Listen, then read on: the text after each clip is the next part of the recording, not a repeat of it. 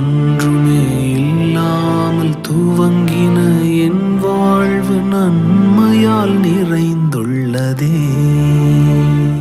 ஒரு தீமையும் நினைக்காத நல்ல ஒரு தகப்பன் உமை போல இல்ல.